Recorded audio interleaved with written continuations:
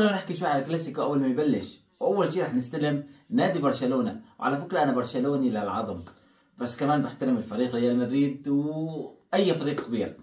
بنحكي على غيابات برشلونه، الاهم الغيابات هو فليك.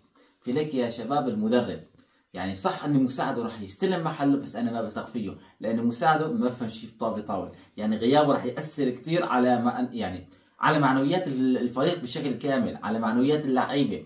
غيابه راح يكسر الدنيا. نحكي على غيابات اللعيبه، عندك خط الوسط جافي، بنقول هذا جافي خالص موسمه، الشاب خالص موسمه، ما راح يرجع للموسم الجاي. عندك جلاد ريال مدريد هو البرازيلي رافينيا، يعني هذا لو كان موجود لكان كسح الدنيا، هذا كمان غايب بأحد الإصابات. عندك غياب ليفاندوسكي كمان رأس الحربة يا شباب، ما عندنا رأس حربة غيره. راشفورد من أقوى المهاجمين بنظري، عنده مشكلة صغيرة، لو بس تسديد على الجول بيمهل كثير باجره، بيحاول يمرر اكثر من انه يشوت، مع انه اجره اجره صاروخيه وبتجيب. عندنا غياب الحارس غارسيا، الحارس يعني هذا من افخم الحراس. قول تير ختير، تير راح. وعلى فكره تشيزني انا ما بثق فيه طاول، بيتدخل تدخلات سيئه، بفكر حاله لاعب يطلع من مرحله الجزاء وبيهجم. اخوان غارسيا لو يرجع يعني لو ما في اصابه لكان جلدنا ريال مدريد.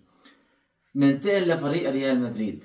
فريق ريال مدريد اذا بدنا نحكي عن الهجوم روعه. بدنا نحكي في خط الوسط عندك لحاله اردا جولير بيلعب الفريق كله. لامين يامال يا شباب، يعني انا لامين يامال بحبه كثير، وانا بشجع برشلونه وبحبه كثير لامين يامال، بس لامين يامال هي السنه غير السنه الجاي، دمر حاله هذا الولد، والنادي بشكل عام خبر اهله لامين يامال، وقال الولد عمال يتدمر شوي بعد شوي. الولد لاحق بنت وليل نهار معه، تفكيره كله عنده، ما في تفكير بالطاول، تفكيره دائما بالبنت، فدمر حاله. هو كله عمره 16 17 سنه، هذا ليكبر شوي بينتهي موسمه على الخالص. هلا ممكن يشد حاله بالكلاسيكو، بس ثبت يربح مستحيل.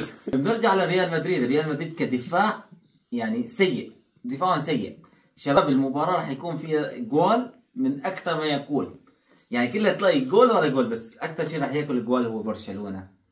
أنا ودي وبتمنى إن برشلونة تربح، بس راح ياكلوا كثير. كان النتيجة أنا بتوقع راح تنتهي 4-1.